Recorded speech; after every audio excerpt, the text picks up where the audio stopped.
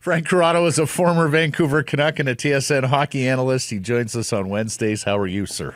Boys, what's going on? Here's how you know if you've got something going on. If you can move merch, if you're moving merch, then you're moving alcohol, then you know you've got something there. Oh. Well, amusement park. We'll see. Merch and booze, S&P. Yeah.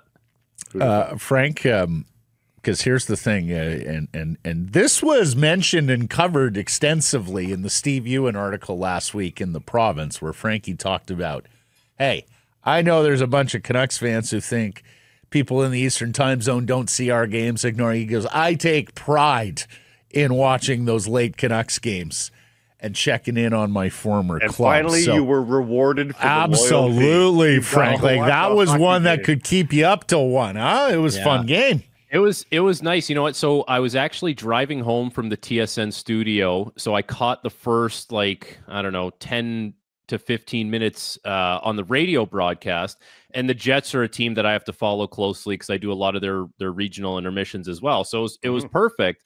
And listen, I do a lot of Jets games. I watch a lot of Jets games. They are as good as any team in the NHL, offensively, defensively. There hasn't been a lull really in their season. And last night, the Canucks, that was a big challenge for them. And you know what's crazy?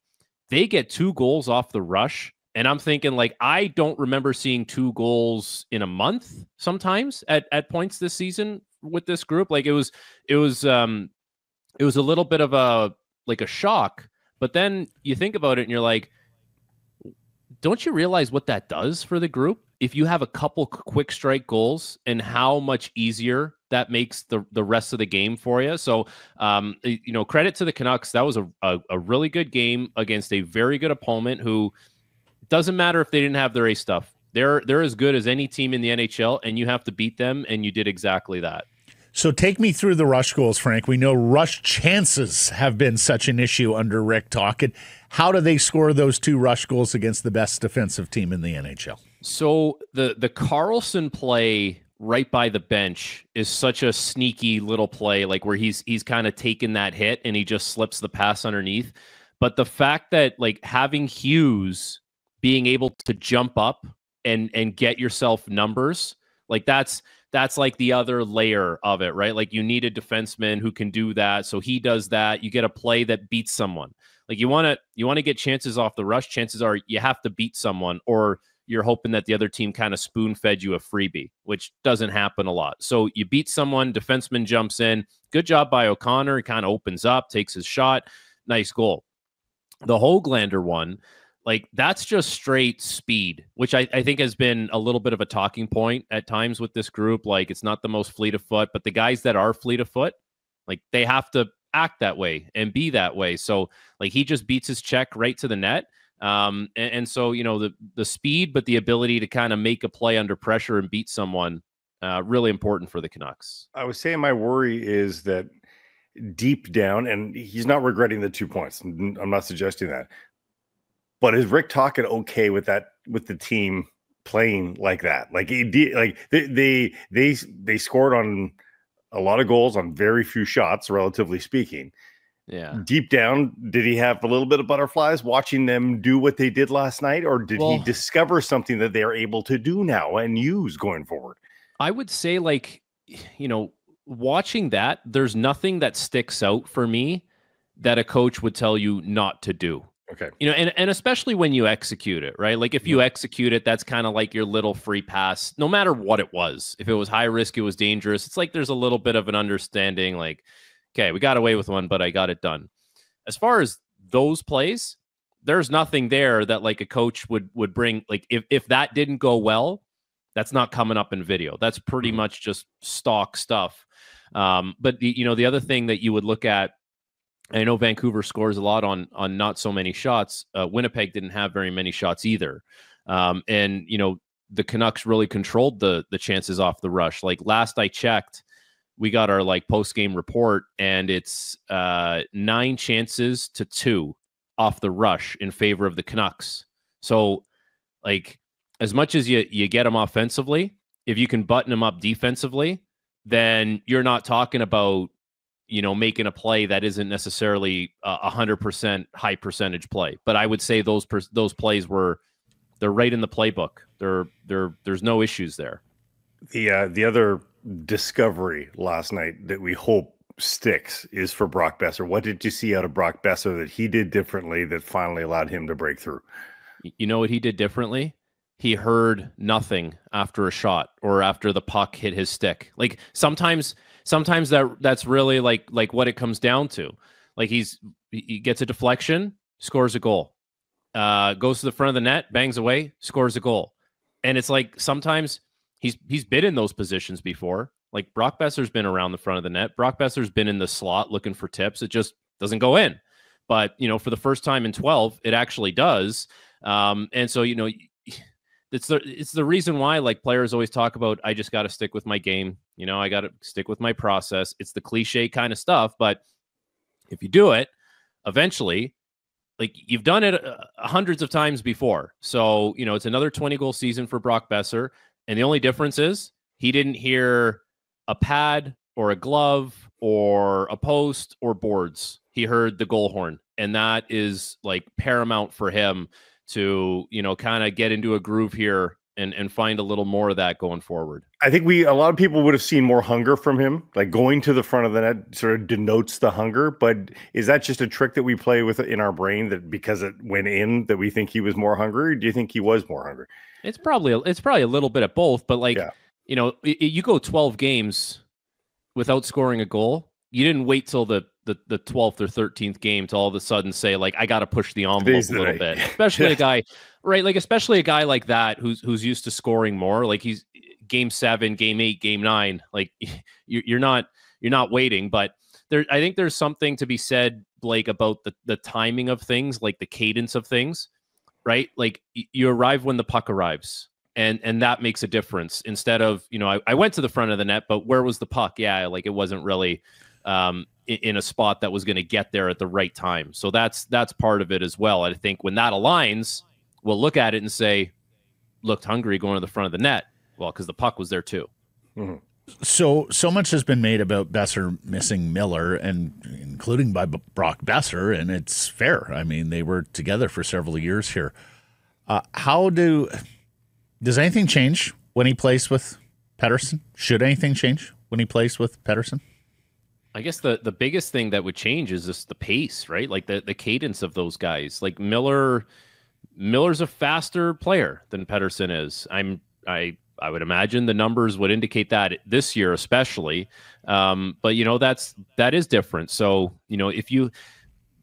I found when I played, and a lot of players are like this, like you have patterns that you kind of follow in a game, right? Like I could tell you where the game is going to go for me on any given night. And like when you're with the same player for a while, like same D partner or same line mate, like you kind of just, you fall into those patterns a lot, but you change it. And now it's not exactly what you've been used to. So sometimes it's lightning in a bottle. Sometimes guys just, read off each other really well and it works and it clicks right away. There's often times that it doesn't work that way. And you're still stuck in your same patterns and your same cadence. And, with Pettersson, playing with him, even when he's at his best, Pettersson, he's different, right? Like it's not always completely in a straight line. There's a little variance to how he kind of slithers his way up. So there is that little bit of an adjustment, and it's not the same pace that he would have been playing at with Miller, but that's okay. That doesn't mean it can't work. It might just mean it takes some time before it eventually works. It's funny you mentioned that he plays differently and that there's a little more lateral. Rick talked just yesterday here, Frank, saying Pettersson likes to regroup, slow the game down. They want him to play a more north style and are trying to reprogram his brain. That last part got okay. Why you react like that? Because that's the north-south thing, like is like a buzz thing that I've heard in Toronto when Berube took over, where they were gonna play a more direct game. They were gonna play the north-south game, and then I started to ask myself, are they playing a better game? And like the numbers would indicate here in Toronto, not really. Like they're not as good defensively. The analytics would tell you, and they don't score nearly as much this season. So as much as North South is what you say a lot of times in the dressing room because you want to keep things simple and predictable for everyone. But I think sometimes you have certain players that shouldn't be put into that box. And Elias Pettersson is one of those guys. Like Pavel Datsyuk was so special, so magical. Do you think they told him like, Pav, got to be north-south tonight? Like, do you think in Chicago they told Patrick Kane, Patty, no regroups anymore? It's got to be north-south tonight. Like, yeah, there's an element of directness that you need to have. You can't just like pitter-patter with the puck in your own zone and play with it on the outside all night. But I think it's somewhere, like everything, it's somewhere in that gray area, especially for the really talented guys that have to have the ability to kind of do their thing, trudge their way up the ice, and at the same time, like have a little predictability in how you play direct. Like it's not, for a guy like that, it's not one or the other. For a fourth line, for Dakota Joshua, it's north-south. For Nils Oman, it's north-south. But for Elias Pettersson, there has to be a little bit of give and take there as far as like, letting him kind of see the game and attack the game at an elite level, which he's capable of. When the Vancouver Canucks signed Boeser Suter, they looked at his underlying, well, not even his underlying, they looked at his statistics and his underlying and said, he gets 15 goals every year and he's responsible. Why is this guy still unsigned in August? Let's take a chance. And they did so, and they've reaped the rewards of that. And they also saw, I think, that the potential for this season to happen, where he could get a handful more and be a 20-goal contributor. And it's been a marvelous revelation for a guy on a contract as cheap as his at under $2 million. The question is, Frank Corrado, is he a guy you invest in at $3.5 or maybe even $4 million per season, as is suggested by AFP Analytics right now? Is that a guy that you say, yep, and that's completely repeatable now, and he will do this again for us? Well, I think part of that conversation, Blake, is who else is out there as a centerman in the offseason that is going to be available, that's going to be in that price range. So here's the thing now with Suter. You've known him for a couple years. You clearly trust him. And he's produced to the extent that you thought he would, and maybe even a little bit more because now he's a 20-goal scorer. And so if you're looking at like, UFA centerman and you're thinking, okay, like I got to try and throw a recruitment process behind this player, pay him, but I don't really know exactly what I'm going to get, but at least what you're getting with Suter. Like I actually would have said, given the way everything is going for him and his versatility, he can play center, he can play the wing. Like, why let him even get to free agency? Like, why not try and get that done ahead of time? Especially because center ice right now is not a position of strength for them. Like, it would be nice to know that you have that locked in no matter what. So, I would have no issue going to that price range with a little bit of term, and just trying to lock something in, because I guess I don't fear what I'm going to get or not get out of Boeser Suter, because like there's been a long enough track record. I kind of fear if I don't have him, what am I going to look like down the middle of the ice, and who am I trying to overpay at that point, that may or may not work. If he's a tad faster, it's a no-brainer. I know we can't just like go into the attributes section and pump up a guy and create the perfect player. But if he was just a smidge better of a skater, it'd be just a no-brainer in my mind. I know. But, and then it's such a give and take, right? Because you can find a centerman who might be faster, but he's not going to give you the offense, or right. He's probably better suited in a bottom six role, or he's just sometimes the devil player. Yeah, sometimes the devil is better than the devil you don't know. And I don't think like this. I'm looking now like, you're going to try and throw a massive bag at John Tavares. You're going to try and throw a massive bag at Sam Bennett. Like, I think there's a lot of teams that are going to be involved in those conversations. There's just, I don't know, like clear cut upgrades. You're probably just thinking, well, what are we doing? Why don't we just sign this guy and get a deal done? So you bring up Bennett. And I saw some activity on him this week analytically about how he just ain't it as a second line center. Now, championship pedigree, thorn in the side, plays a distinctive game and an element that every NHL team wants. But where are you on Bennett as a big term, big money? He's our second line center going forward. Yeah, I understand there would be a little bit of caution because you also have to remember, he plays on a really good team in Florida, right? There's a lot of players that look good based on the environment and the lineup and everything that the Florida Panthers kind of bring to the table. But there's something to be said for what that guy can do come playoff time. There's no denying it. I think the Sam Bennett thing is going to go one of two ways. There's going to be a team that lines up a serious amount of money with a ton of term, and it's going to be too good of an offer for him to refuse. It's either going to be that, or it's going to be, we can't believe he took $5.8 million to stay a member of the Florida Panthers. Right. And it's similar to the Sam Reinhart deal last year. I think it's one of the two. I think right now his projection is probably somewhere in the sevens. I wouldn't be surprised if it's maybe mid to low sevens. I don't know. I don't have it in front of me, but if it gets into the eights and that's a lot of money. And I wouldn't be surprised if Florida was just listen, this is what we can give you. You love it here. We're going to win. You've seen that we're committed to it. And it's like a Sam Reinhart deal 2.0. AFP, by the way, he's got Sam at 6.3 over 6, but I think that's the analytics side rather than the sexy player of the moment emotional side. Old school hockey guy price tag. I think may get involved there as well. Last question for you, buddy, because going into the biggest game of the regular season tomorrow in St. Louis, direct competitor for the Western Conference wild card. They've been the best team in the National Hockey League since the Four Nations break. What have you seen from the Blues? What are the Canucks up against? Ooh, okay, isn't it crazy?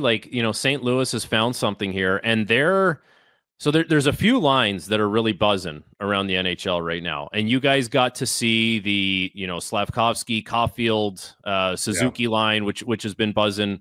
The Neighbors, Thomas, Buchnevich line is the second best line in hockey since coming back from the Four Nations. So the Montreal line is a +8 at 5-on-5. So they've been on for 11, this was yesterday's stats, but they were a +8 going into yesterday's games. And Mike Kelly had this. The St. Louis line is a +7. And so I think that, that's obviously really helping them right now. But the other thing that doesn't get talked about with the Blues, if you looked at the composition of their blue line, how many guys have played 1,000 games plus on that blue line, right? It's Falk, it's Fowler, there's Suter, Parayko's, guy was playing for Team Canada recently. It's well built to handle this type of stuff, right? These situations, there's not much that these guys really haven't seen. So I think having the experience on the blue line, having a line right now that's really kind of carrying the way, one of the hottest lines in the NHL, those are the two things I look at in St. Louis and say, well, that's your challenge. That's what you got to get through. You got to get to that D-core that's very experienced, and you got to shut down that top line or best line for St. Louis right now. Well, it should be a lot of fun, and we know you'll be watching. And Frank, that one starts at 7:30 for you, bud. So right in the wheelhouse. I'm doing a Habs Islanders panel at 7:30, so that works out great because what I have is I got our TV, and then we have like a tree of TVs. So I'll have secondary bank. Yeah. Mm-hmm. Yeah, right there. That'll be perfect. Mm-hmm. Yeah. And frankly, while we're on this vein, the Saturday game at the Garden is too early. 10 a.m. on a Saturday. You'll have some people who aren't yet up yet or are in the midst of morning yoga or something like that. Yeah. You'll be feeding babies is what you're going to be doing there. Yeah, people just leaving Yaletown at 10 a.m. There you go. That's two. Walk of shame. Yeah, almost like it's from experience, Mr. Corrado. Thank you for that, and until next week. See ya.